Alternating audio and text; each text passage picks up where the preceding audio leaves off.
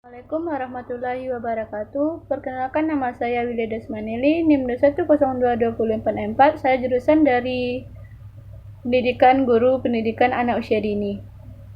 Baik, di sini saya akan menyimpulkan materi tentang konsep dasar administrasi pendidikan. Yang pertama yaitu pengertian administrasi pendidikan.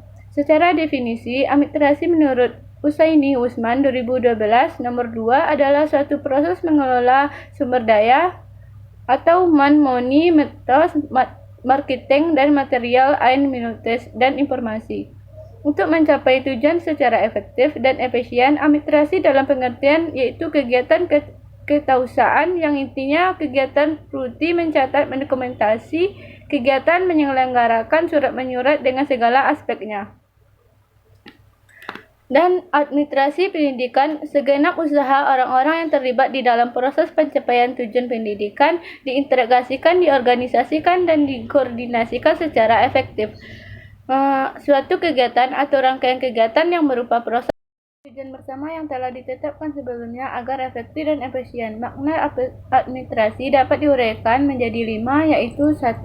Administrasi merupakan kegiatan atau kegiatan manusia. Yang kedua yaitu rangkaian kegiatan merupakan suatu proses atau pengelolaan dari suatu kegiatan yang kompleks, oleh sebab itu bersifat dinamis. Yang ketiga yaitu proses dilakukan bersama oleh sekelompok manusia yang bergabung dalam satu organisasi. Yang keempat yaitu proses yang dilakukan dalam rangka mencapai satu tujuan yang telah ditetapkan sebelumnya. Kelima, proses pengelolaan itu dilakukan agar tujuannya dapat dicapai secara efektif. Yang selanjutnya, materi kedua yaitu fungsi administrasi pendidikan. Berfungsi sebagai agar kegiatan ini dalam komponen administrasi dapat berjalan dengan baik dan mencapai tujuan. Kegiatan tersebut harus dikelola melalui suatu tahapan proses yang merupakan daur atau siklus. Adapun proses administrasi pendidikan itu meliputi fungsi-fungsi perencanaan, pengorganisasian, koordinasi, komunikasi, supervisi, kepegawaian, dan pembiayaan dan evaluasi. Dan adapun fungsi selain itu yaitu 1. Perencanaan atau planning merupakan salah satu syarat mutlak bagi setiap kegiatan administrasi. Tanpa perencanaan pelaksanaan satu kegiatan akan mengalami kesulitan dan bahkan kegagalan dalam mencapai tujuan yang diinginkan. Yang kedua, pengorganisasian yaitu merupakan aktivitas penyusun dan membentuk hubungan kerja antara orang sehingga terwujud suatu kesatuan usaha dalam mencapai tujuan yang ditetapkan.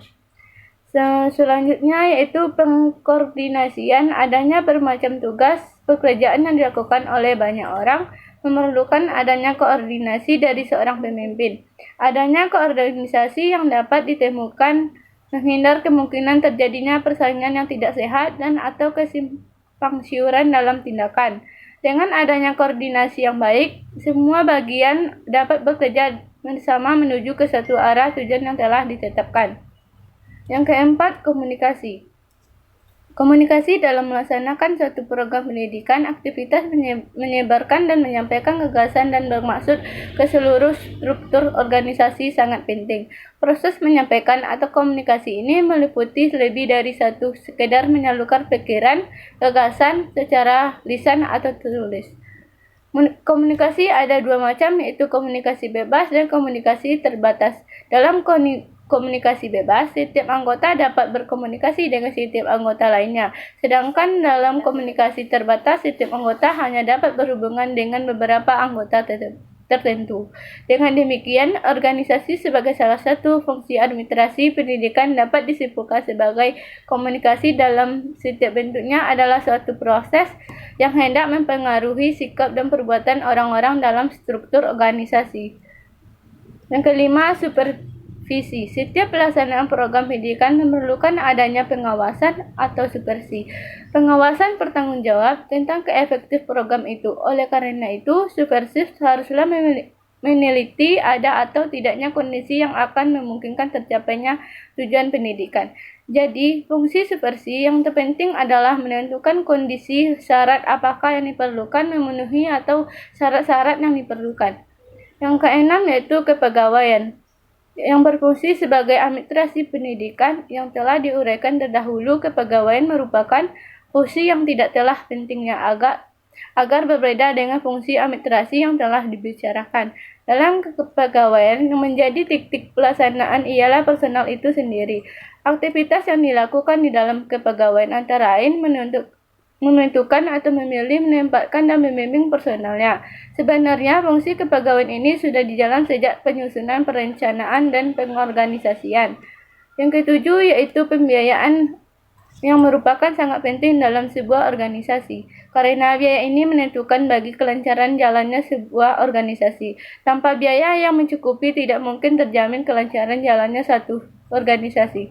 Setiap kebutuhan organisasi, baik personel maupun material, semua memerlukan adanya biaya. Itulah sebab masalah pembiayaan ini harus sudah mulai dipikirkan sejak pembuatan planning sampai dengan pelaksanaannya.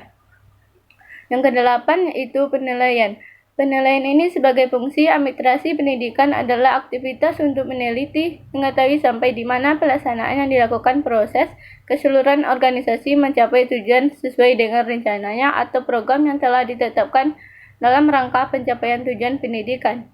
Yang materi selanjutnya yaitu tujuan administrasi pendidikan. Tujuan administrasi pendidikan agar semua kegiatan mendukung tercapainya tujuan pendidikan. Dengan kata lain, administrasi yang digunakan dalam dunia pendidikan diusahakan untuk mencapai tujuan pendidikan.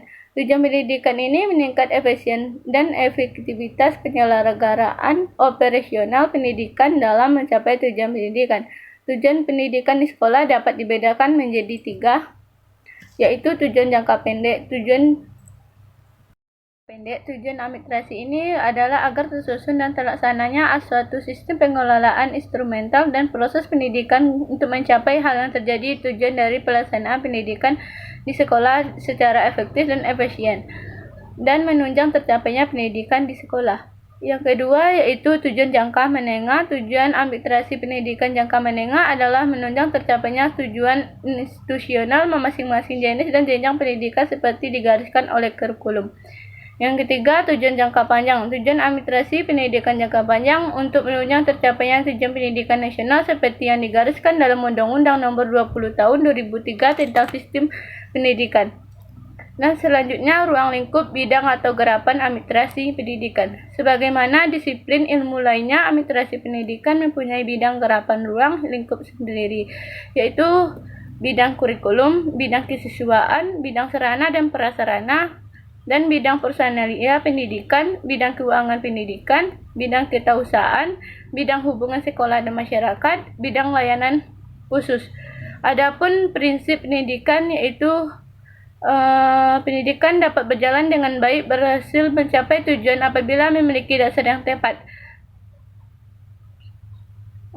Dalam lingkup dunia pendidikan, dasar administrasi pendidikan digunakan untuk menjadi acuan dan pedoman bagi seorang administrator untuk mendapatkan sukses dalam tugasnya. Adapun prinsip selain itu yaitu prinsip efisiensi. Seorang administrator akan berhasil mendapatkan kesuksesan bila seorang itu tersebut mampu menggunakan sumber daya atau sumber tenaga dari fasilitas yang secara efisien.